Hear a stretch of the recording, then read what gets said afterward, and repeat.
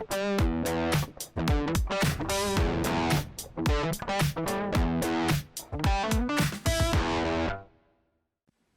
guys, welcome back. Today I'm going to be showing you how I paint up this Catan shard of the Nightbringer using what I call advanced speed painting. It's not your usual slap chop video and does involve some advanced techniques, but it's still fast, efficient, and produces super vibrant results you can be proud of. The technique's split up into 3 steps, so let's get into it. The first step is to apply a volumetric highlight to the entire model, and to do that we are going to have to apply some base coats first. So starting from a dark purple prime, I'm going to apply the base coat for the top half of the cape, and to do that I'm going to be using Army Painter Imperial Navy. And as I'm planning to do a colour transition on the cape or the robe, I'm only going to be spraying this on down to about 50% on the model, and then I'll be switching to a magenta colour.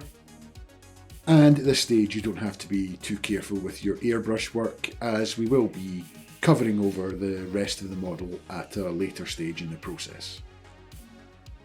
Just make sure you get a nice even coat for these first initial base coating stages.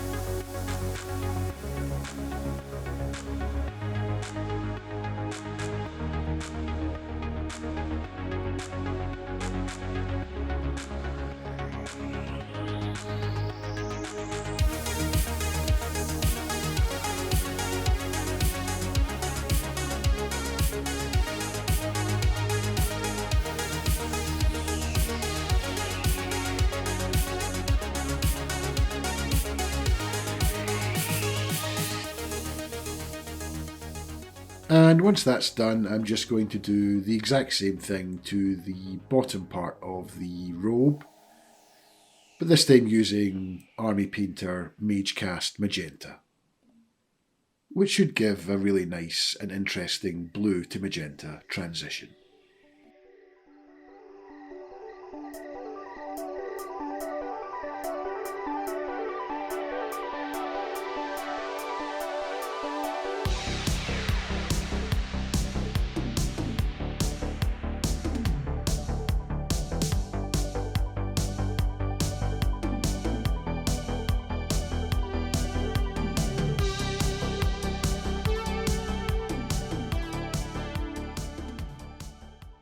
Now that the base coats have been applied to the robe, I'm going to apply the volumetric highlights to the blue sections. And to do that I'm going to be using Crystal Blue and Bright Sapphire by Army Painter. Firstly starting with the Crystal Blue and applying spot highlights to all of the raised areas on the model. And once that's done, I'll switch to the Bright Sapphire and apply another spot highlight over the Crystal Blue, only this time covering a smaller surface area. And at this stage you just want to be careful that you don't overspray too much onto the magenta part of the robe.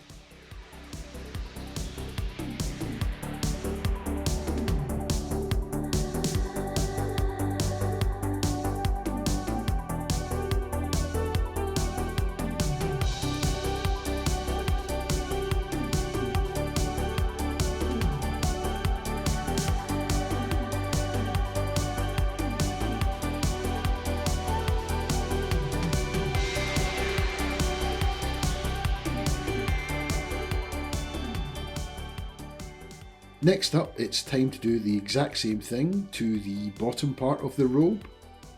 And to do that, I'm going to be using Army Painter, Spellbound Fuchsia, and Diviner Light. And I'm just following the exact same spot highlight process here. And just a side note about this part of the process, it may look like I'm over highlighting each area, but that is actually deliberate, as the second part of the process, where we use washes, is going to tone everything back down again. So at this stage you want to take your highlights to the max, and you'll see why a little later on in the process.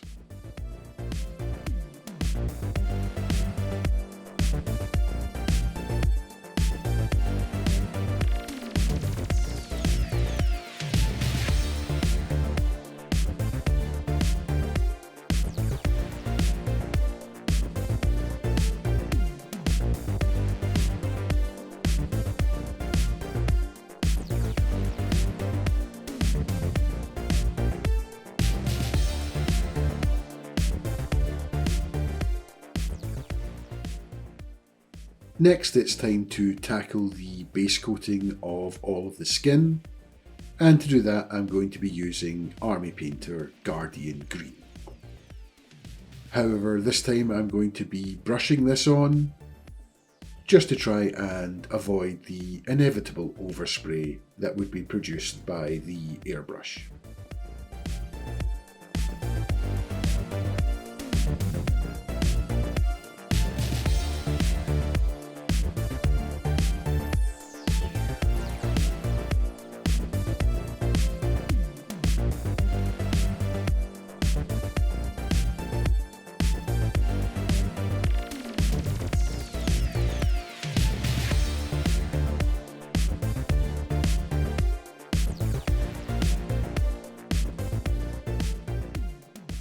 And the final step to the volumetric highlights part is to apply the highlights to all of the skin. And to do that I'm going to be using Army Painter Wild Green, followed by Army Painter Demonic Yellow. And again I'm just using the same spot highlighting process as I did with the robe, only this time you do have to be careful with all of your sprays, as you don't want to overspray onto the blue or the magenta and ruin all of the nice highlights that were built up in the previous steps.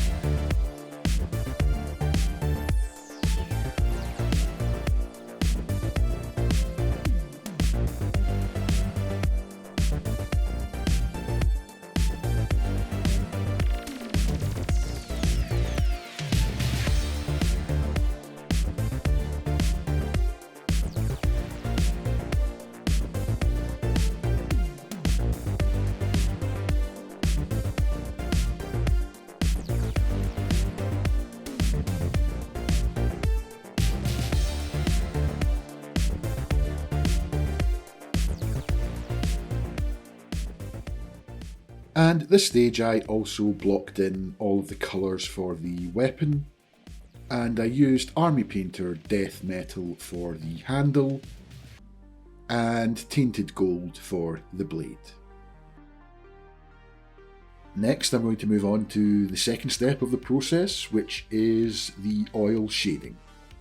And for this part of the process I'm going to be mixing up some coloured oil washes.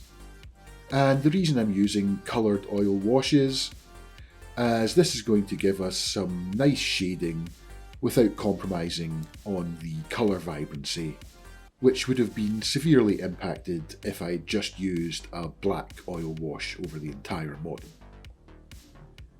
And I'm just going to be using a blue and a magenta wash for the cape, followed by a green wash for all of the skin, and finally a brown wash for the weapon. And when mixing each one of these washes I will add a touch of black to each one, just to darken up the wash mixture.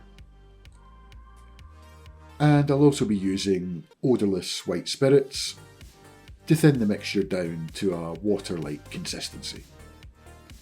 And once all of the washes have been mixed, it's simply a case of applying them to the respective areas on the model.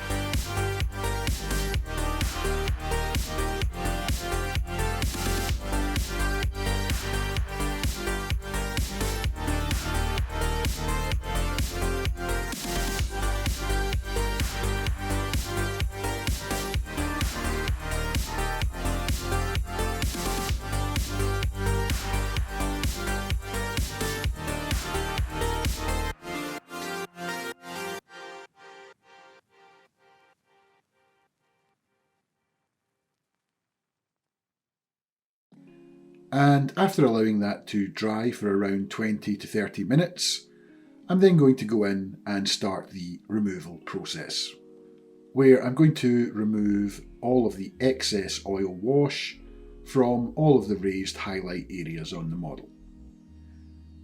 There are various ways you can achieve this, but I used a combination of different sized makeup sponges, and I also used my synthetic brush as well.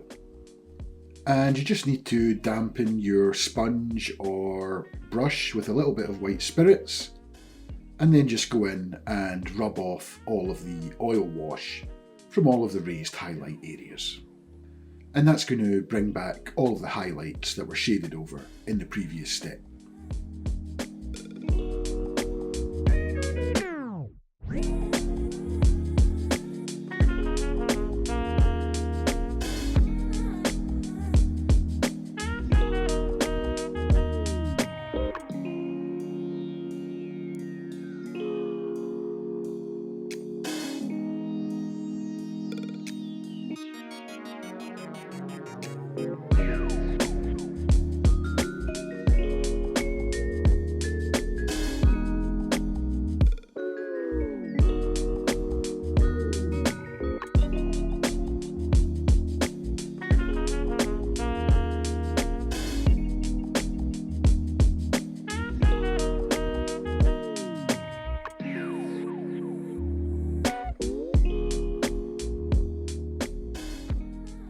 Next is the last step in the process, and that's the final highlights. And it's really up to you how you want to tackle these highlights. I'm going to be using undiluted oil paints, but you could just as easily use acrylics as well. I just really enjoy the process and final result when highlighting with undiluted oil paint. The process itself is kind of like a mix of dry brushing and wet blending, which sounds a little bit strange, but makes sense once you get into it.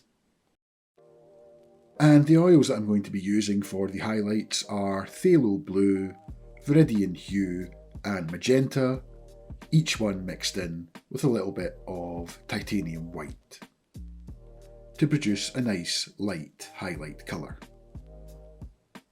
And the process is fairly simple. All you need to do is take your mixed highlight paint and just apply the paint to wherever you want the highlights to be. You don't have to be too careful. Just put a little bit of paint in the area that you think makes the most sense, and then just use another dry brush without using any wet spirits or anything like that, and just use it to feather out the highlight into the rest of the model. The oil paints are really smooth and have a really long working time, so you can just relax and slowly blend in all of the highlights at your leisure. And then I just keep repeating this process until I'm happy that I've highlighted all of the blue areas.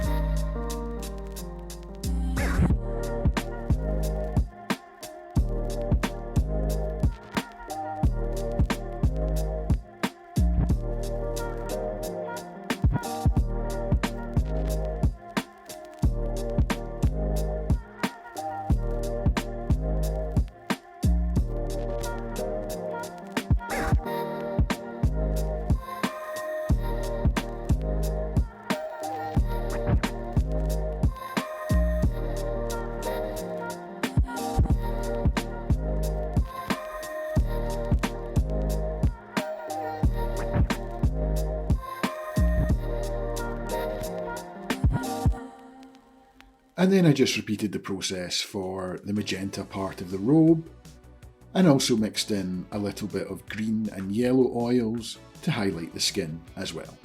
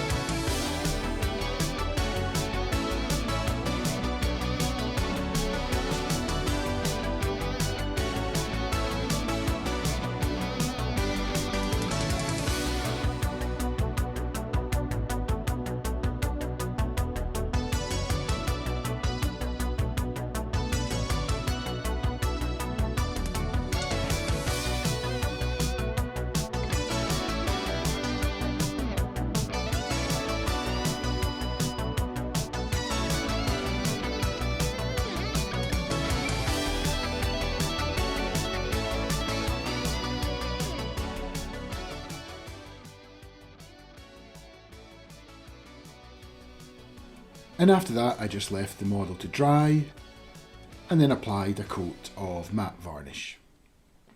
And the model is complete and ready to be based. Anyway, I hope you've enjoyed this video on how to use some advanced techniques to speed paint some really nice, vibrant, high quality Warhammer miniatures. And next up I think I'm going to be trying to apply this same technique to a larger, more complicated Warhammer miniature. So don't forget to subscribe, and as always, happy painting, and I'll see you in the next one.